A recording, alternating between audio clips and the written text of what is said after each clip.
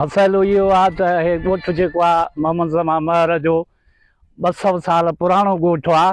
ग़रीबनि ऐं मिसकीननि हारियुनि ऐं मज़ूरनि जो ॻोठु आहे। पोइ तंहिंजे करे असांजो वस वारनि खे अर्ज़ु आहे त हिन ग़रीबनि हारियुनि ऐं मज़ूरनि वारे ॻोठ जी संभाल लो ख़ुदा वास्ते। असांखे न रोड जी सहूलियत आहे, स्कूल आहे त मास्तर कोन्हे, तंहिंजे करे असांखे वॾियुनि तकलीफ़ुनि खे मुंहुं ॾिसणो पए थो। हे रोड त मिलियो पर वरी मथां छड़ो पथर ॾिनो वियो, अञा बि आज़ार खे वधायो वियो। असांजो ख़ुदा वास्ते वस वारनि खे अर्ज़ु आहे त हिन ॻोठ ग़रीबनि हारियुनि ऐं मज़ूरनि जे ॻोठ खे ख़ुदा वास्ते संभाल लो। इहो ई आहे बसि। असां हारी आहियूं, मज़ूर आहियूं, ग़रीब आहियूं, त असांजी जेकर असांजी मदद कयो, वावर कयो। वस वारनि अमलदारनि खे इहा ई अपील आहे। असां ॻोठु मोहम्मद ज़मा ख़ान महर वारा असां त ॼाया आहियूं। असांखे इहा ई ख़बर आहे, ॾिसूं था तमामु ख़राबु रोड आहे। जेकॾहिं असां मोटरसाइकिल वञूं था, मरीज़ खणी वञूं था त उहो अधु ते बीमार आहे, जेकॾहिं त अञा उनजी तकलीफ़ वधी थी वञे। असांजो रोड जो इहो हाल आहे, रोज़ जो रोज़ गाॾी पंचर थिए थी।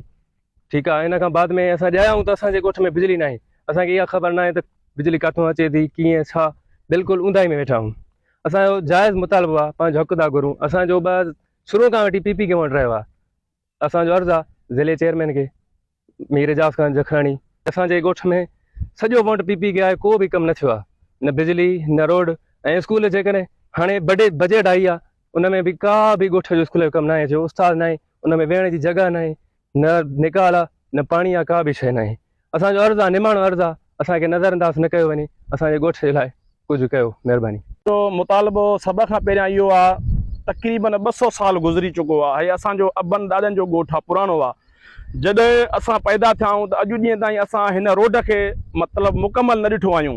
पथर आहे, न बिजली जी सहूलियत आहे, तकलीफ़ आहे ॾाढी। अचण वञण में असां ॾाढा परेशान आहियूं। सुबुह जो अचूं था बि गाॾी पंचर थिए थी, शाम जो अचूं था बि गाॾी पंचर थिए थी। तक़रीबन इलाही टाइम थी वियो आहे, असांखे सहूलियत न आहे।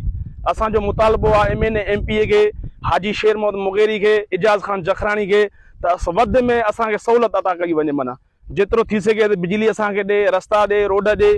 तमामु शिदत तकलीफ़ आहे।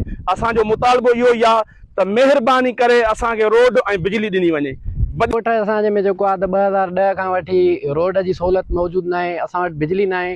जेको आहे त मुबारकपुर खां असांजो ॻोठु 1 किलोमीटर बि न आहे, जेको आहे त उते बिजली हले थी। असांजे ॻोठ में बिजली न आहे। उन खां अलावा असांजो जेको आहे अधु किलोमीटर आहे रोड, 2010 खां वठी बिल्कुलु उजड़ियल आहे। थोरो कमु आहे हिन जो साईं, भराई महिरबानी करे हाजी शेर मोहम्मद मुगेरी ऐं मीर एजाज़ जखराणी खे जेको आहे असांजो अर्ज़ु आहे त असांजो जेको आहे थोरो कमु कयो वञे, असांखे बिजली ऐं जेको आहे रोड जी सहूलियत ॾिनी वञे त वॾी महिरबानी थींदी।